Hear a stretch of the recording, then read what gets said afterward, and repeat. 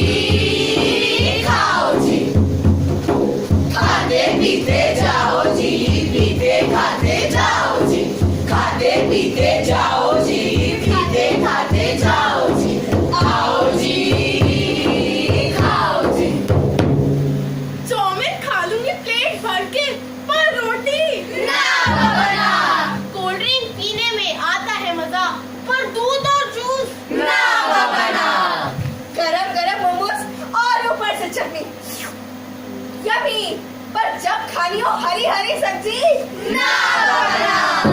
burger pizza ये है मेरा फेवरेट, पर रोटी सब्जी